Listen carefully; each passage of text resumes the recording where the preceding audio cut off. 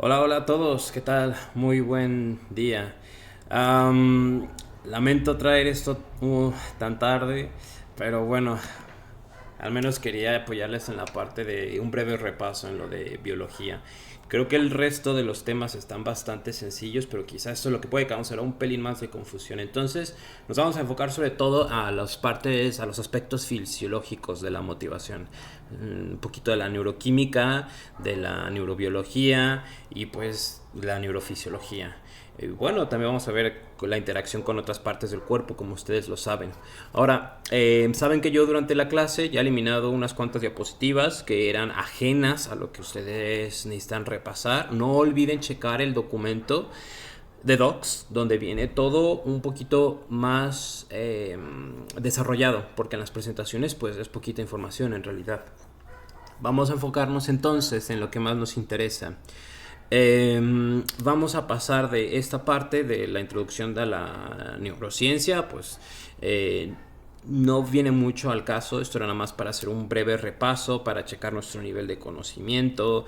Esto es ajeno como tal a la materia, lo dejo igualmente por si les sirve de repaso como tal. Vamos ahora sí a lo bueno, la parte de estímulos y transducción, perdón. Lo único que necesitamos entender de aquí, recordemos lo que yo les había dicho. Nosotros tenemos neuronas, vamos a regresar aquí, tenemos neuronas en todo el cuerpo. Está como la creencia de que es encéfalo y médula espinal, pero en realidad tenemos neuronas en todo el cuerpo, en las manos, piernas, pies, en todos lados tenemos neuronas, porque precisamente esas son las que nos ayudan a sentir. Recuerden que la parte de lo que nos interesa en la neurona la podemos definir como una célula que transmite la información, ¿de acuerdo? Y pues claro que también va a ser aquella que reciba la información. Piensen en ellas como si fueran carteras, ¿no? Entonces, por supuesto, ¿qué información voy a transmitir si no la recibo en primer lugar? Dicho esto, recordemos que nosotros tenemos, bueno, solemos decir cinco sentidos, pueden ser seis si quieren tomar en cuenta la propiocepción. Y hay receptores que van a tener funciones, van a funcionar de una manera física y otros que van a funcionar de una manera química. ¿Cómo puedo diferenciar uno y otro? Bueno, recordemos que parte de lo que diferencia a la química de la física es que en la química estamos hablando de que hay un cambio en la estructura de la sustancia, del compuesto. Entonces, por ejemplo, vamos a tener nosotros dos receptores químicos con los que vamos a trabajar. El olfato viene siendo un receptor químico y el gusto viene siendo también un receptor químico, ¿vale? Hablamos de cómo, por ejemplo, yo les había dicho que, por ejemplo, pueden ciertas moléculas interactuar con las papilas gustativas y eso nos va a dar pie a el sabor, a lo que nosotros distinguimos como salado versus dulce versus tal, ¿ok?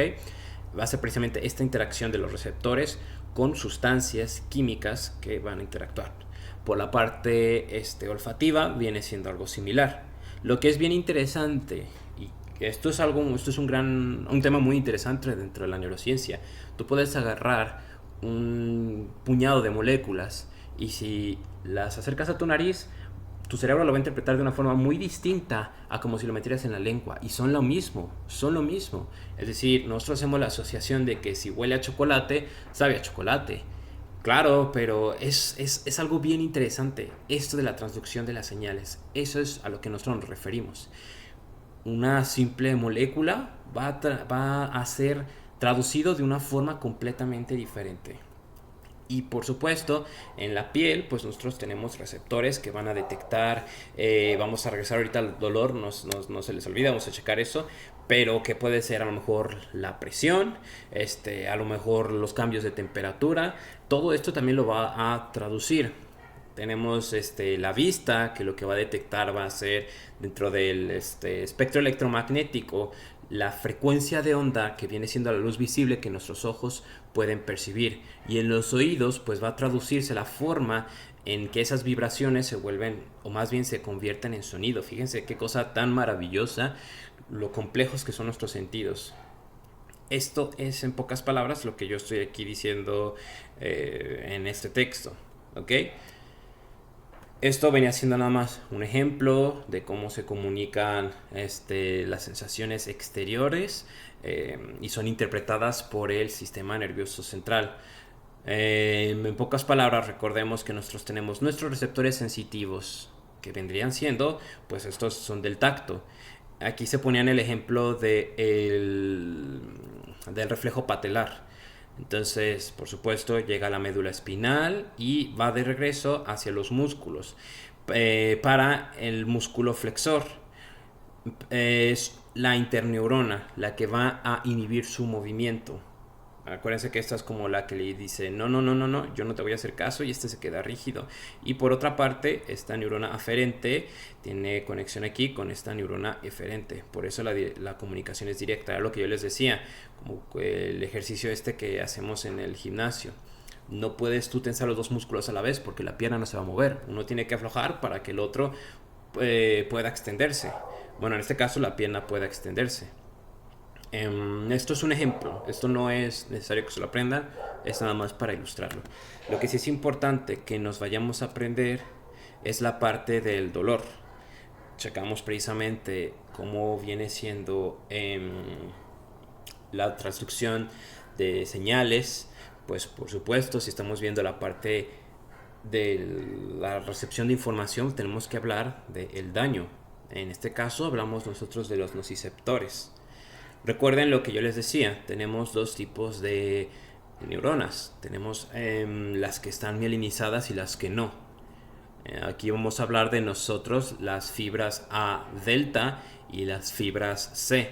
Acuérdense que este es como el dolor punzante. Tú piensa, tú piensa por ejemplo si agarras ahorita una puntita de un lápiz, perdón, y te picaras con la puntita así súper rápido como un piquete, ese dolor punzante rápido viene siendo responsabilidad de las fibras A delta. Si lo haces así poquito, a lo mejor solo sientes el piquetito y ya, pim pam. Pero si te clavas fuerte el lápiz, pues vas a sentir resentido por unos minutos y no hay inflamación. Y ahí estarían entrando las fibras C. Entonces recordemos que unas son como la de, ay, eso dolió, ¿sabes? Y estas vienen siendo como, las vamos a llamar de esta forma, como las resentidas, las que aunque ya pasó el estímulo, van a seguir allí. ¿Por qué? Porque al estar desmielinizadas, van a estar mandando la información más lento. Esto no quiere decir que la información se mande que el mismo impulso dure 30 minutos en enviarse, sino que vamos a sensibilizarlas, van a estar despolarizadas, entonces va a ser más fácil que estén disparando. Y en los casos en los que nosotros estamos hablando a lo mejor de un daño tisular, como pensemos de nuevo en el ejemplo del lápiz, se queda clavadito la punta, pues va a conducir a una inflamación que va a estar activando constantemente estas neuronas, sobre todo las tipo C, que son las que estamos hablando aquí, las desmielinizadas. Va a ser un dolor constante, un dolor crónico mientras nosotros tenemos la inflamación, y pues también puede ser que se esté estimulando, que imagínate, tú estás apretando también la neurona, pues eso también puede estar haciendo que se siga mandando la información.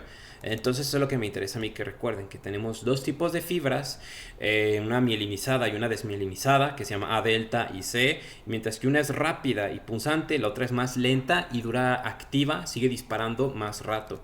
Y cuando hablamos de un dolor por días, por horas, ya es muy probable que aquí esté entrando en juego otros factores, ¿no? Más allá que solo el disparo constante de la neurona, como lo que sucede justo en la inflamación. Nosotros habíamos platicado sobre el arousal. Si alguien estuviera viendo este video a las 12 de la mañana, probablemente esté cansado y vaya, su nivel de arousal va a ser poco versus alguien que a lo mejor todavía tiene mucha energía, se va despertando, ¿entienden? Esto nos referimos con el arousal. Yo más bien decidí hablarles de dos partes muy importantes para hablar del arousal: el sistema reticular activador ascendente y el eje hipotálamo hipófisis suprarrenal. Ok, Recordemos que cuando hablamos del sistema reticular activador ascendente no nos referimos a una zona en específico, así como cuando dices la amígdala, el hipotálamo. Si se fijan, están aquí trabajando distintas partes del cerebro que pues bueno, van a estar muy relacionadas con respecto a ciertas sustancias que se van a estar liberando. Por ejemplo, DA nos estamos refiriendo a la dopamina, 5-HT nos referimos a la serotonina. Vemos también aquí el GABA, también participa la noradrenalina. Y vamos a ver entonces algo que les quiero aquí mostrar. Aquí en el texto se nos muestra que la activación de tenía un efecto entre el estado de vigilia o de sueño. Pensemos, porque eso a lo mejor puede ser un poquito confuso, pensemos en el sistema reticular activador ascendente como si fuera una batería, ¿ok? O podemos verlo mejor como si fuera un switch. Vamos a irnos mejor con el ejemplo del switch. Imaginemos que es un switch. Imagínate que tú tienes un juguetito y pues para prenderlo necesitas darle el switch de prendido o apagado, por supuesto. Mientras tú tengas el switch prendido, significa que va a estar funcionando. Y como te imaginas, si está apagado, pues ya no va a estar funcionando. La batería, como decimos coloquialmente, ¿no? Que pues se te acabó la batería, ya te sientes cansado, pues ya saben a quién cae la responsabilidad. Ahora, ¿en qué depende si el sistema reticular activador está ascendente está prendido o apagado? Pues en distintos factores. Esto no es necesario que se lo aprendan, pero es para que vayan teniendo un poquito de contexto. Estas simplemente nos están hablando de unos genes que al final del día lo que hace un gen es codificar proteínas, ¿ok? Entonces los niveles de esto, justo lo que estamos viendo, las concentraciones de RNA nos van a hablar de que se van a estar produciendo más de estas proteínas, por eso hay un pico donde están subiendo y bajando. Ahora, estos van a tener un rol muy importante, en esta cosita de aquí. La melatonina, se le apoda coloquialmente como la hormona del sueño. Seguramente han escuchado ese consejo de que no estés expuesto al celular o que estés con mucha luz porque se te espanta el sueño. Eso de que se te espanta el sueño es que este señorito no se va a estar produciendo para nosotros darnos el sueño. Ahora, otro factor que hay que tomar en cuenta, si nosotros entendemos precisamente al sistema reticular activador ascendente como el switch, bueno, ¿qué va a determinar que el switch esté prendido o apagado? Justamente, bueno, primero que nada, ustedes conocen qué es el ATP, ¿no? Se le apoda como si fuera una moneda energética, ¿sabes? Esta monedita de aquí, por así decirlo, va a hacer que tú tengas energía. No tanto energía como que me siento motivado, sino la energía que van a utilizar las células para poder hacer distintos procesos. Y recordemos, nuestras bellas neuronas son células. Ahora, quiero que vean algo. Fíjense bien en la forma de y ahora voy a cambiar a una sustancia, a un neuromodulador que se llama adenosina. Véanlo. Volvamos a verlo a Están empezando a ver, ¿no? Es lo mismo. Bueno, fíjense nada más que tiene un hidrógeno y claro que le faltan los 3 grupos fosfatos que tiene. El ATP es justo adenosín, por adenosina, adenosin tri 1, 2, 3 fosfato, por nuestros grupos fosfato. En pocas palabras, la forma en la que esto funciona es que cuando se van rompiendo los enlaces entre los distintos elementos se libera energía. ¿Por qué me está contando esto? Bueno, porque esto que queda aquí, véanlo como que es como los residuos, la basurita, por así decirlo, de esta molécula de la energía. Entonces, cuando se acumula mucho, esto va a tener un impacto muy grande en que esto siga prendido. Volvamos mejor a la primera metáfora de que el sistema reticular activador ascendente es una batería. Volvamos allí a que es una batería. Entonces, la adenosina más bien vendría siendo la que tiene un impacto entre que el switch se prenda o se apague. Entonces, tú imagínate una persona que por alguna razón extraña no tiene adenosina, la adenosina no se desaparece mágicamente, pues nunca se va a apagar el switch, jamás se va a apagar el switch. Esto nos da el sentimiento de agotamiento. Entonces, claro, si esta es nuestra molécula de energía y nos vamos consumiendo con la basurita, es la basurita, por así decirlo, es la que nos va a producir el sentimiento, la sensación, perdón, de fatiga, justo esa. Entonces, para complementar un poquito más, cuando hablamos del sistema reticular activador ascendente, esto es súper importante a la hora del arousal, porque obviamente si este no está activo, ya sea por mucha adenosina o porque ya empezaste a producir melatonina, pues bueno, esto nos va a hablar de que empezamos a tener estos síntomas de cansancio. Y de nuevo, este señorito que no es que directamente produzca la adenosina, porque eso es un residuo del ATP, pero sí que tiene un rol con respecto a la producción de la melatonina. Entonces, las horas del día, también aunado va el cortisol, las horas del día van a tener justo una importancia en nuestro nivel de arousal. Esto viene explicando en cierta parte el jet lag. Ya sabes, cuando te vas a un país y te acostumbras al horario, llegas al otro y te cuesta horrores. Bueno, ¿por qué? Porque no hay un equilibrio entre tu nivel de fatiga y la hora en el que el cerebro dice ya es hora de dormir. Ok. Vamos a pasar al que sigue, al eje hipotálamo, hipófisis, suprarrenal. Precisamente hablando del cortisol hace rato. Ya saben que a este se le apoda pues la hormona del estrés.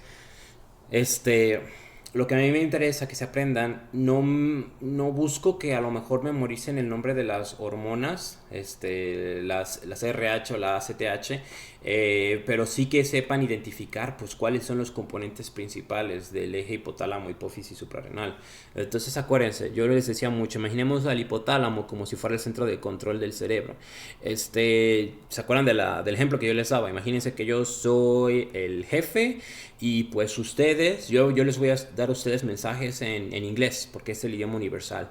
Y entonces ustedes van a comunicarse con sus compañeros traduciendo el mensaje que yo les di. Yo a lo mejor no interactúo directamente con los compañeros, pero yo doy las órdenes, ¿sale? Podemos ver así el hipotálamo. Y pues la hipófisis va en este caso a liberar una hormona que va a llegar justo a las glándulas suprarrenales, ¿ok? El sombrerito, este es el riñón, el sombrerito, la corteza suprarrenal es la que va a terminar liberando el cortisol, nuestra muy famosa llamada hormona del estrés. Ok, esta vuelve a subir, llegando al cerebro y pues precisamente, imagínense, ¿no? Volvamos a la metáfora. Digamos que somos una taquería, qué sé yo. Digamos que somos una taquería. Nos acaban de pedir una orden de 12 tacos, ¿ok? Entonces, yo digo, hey, una de 12 tacos, hagan 12 tacos, qué sé yo, qué sé yo. Entonces, yo voy a entregar ya los tacos y ustedes dicen, aquí están, y me dieron 13. Dije, oye, estos son muchos, ten un taco, yo no necesito tantos tacos. ¿Entienden? Viene siendo algo similar aquí. Si ya es mucho cortisol, es como, ya no hagan más, ya no hagan más, ya repasamos todos los tacos que nos habían pedido, ya no hagan más, ¿ok? Y si me hiciste 11, te digo, todavía un pelín más, un pelín más. Recordemos que el estrés es importante, ya en niveles altos o crónicos es dañino, pero es importante porque nos pone en este estado de lucha-huida, ¿ok? Entonces, una vez más, recordemos, hipotálamo, hormona liberadora de corticotropina, llega a la hipófisis, esta ahora sí libera propiamente la hormona adrenocorticotrópica, llegamos a la corteza suprarrenal y este es el que lo va a mediar. Recordemos lo que yo les decía, en distintos niveles esto puede tener un impacto en la memoria, en el hipocampo propiamente y en la amígdala, ¿ok? Vamos a... sí, por supuesto, la homeostasis. Volvamos a nuestro esquema que tenemos aquí. Recordemos lo que yo siempre les decía, la forma en la que a mí me gusta diferenciar entre el sistema nervioso simpático y parasimpático. ¿Qué es eso? Que imaginemos que el cuerpo viene siendo una carretera. ¿Ok? Viene siendo una carretera y cuando hay muchísima actividad pues van a estar pasando los coches a 100 por hora, van a estar yendo a toda velocidad, pero imaginemos que son transportistas que están llevando paquetes, que van con retraso. En este mundo les interesa llegar súper rápido. Entonces estamos hablando de un sistema nervioso autónomo en específico que está activado en un estado de excitación, que viene siendo justo el sistema nervioso simpático. Ahora, por supuesto, empieza a venir todo este caos, llega tránsito y empieza a parar a los coches, que le dice, hey, para. Y ya, esa es mi pequeña técnica, porque luego me hacía yo mucho bolas. Esa es mi pequeña técnica que le diga, hey, para. Y ahí está el sistema nervioso simpático. ¿Por qué? Porque ya se van a calmar justo esto. Entonces, si este es el acelerador y este es el freno, no podemos estar yendo a... Imaginemos ahora sí otra vez el ejemplo del coche. No puedes ir en carretera, a menos que tengas un tráiler adelante, pero no puedes estar yendo a 30 por hora, ¿verdad? Entonces es como, vamos a ir un pelín más rápido, ¿sale? Pero si vas a 200, tampoco, entonces hay que bajar un pelín. Entonces a eso nos estamos refiriendo a la homeostasis. Un equilibrio entre, bueno, al menos hablando aquí en el arousal, ¿no? Un equilibrio entre, pues a lo mejor funciones que están muy activas o a lo mejor muy inhibidas. El sistema necesita volver a un equilibrio, ¿no? Esta regulación neural continua del gasto y la recuperación de los recursos corporales contribuye en gran medida con el equilibrio fisiológico general de las funciones.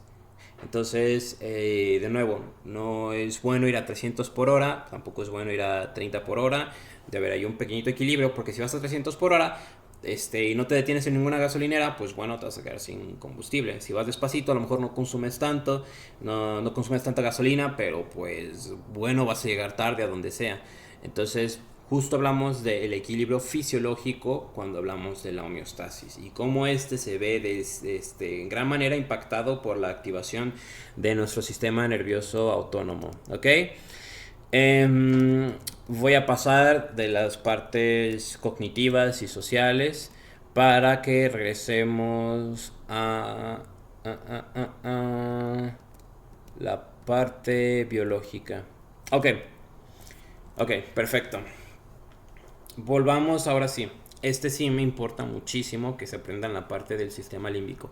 A lo mejor no que se aprendan todas las partes, pero sí que entendamos un poquito acerca del sistema límbico. Que cuando nosotros hablamos de emociones, es nuestro jugador estrella, por así decirlo.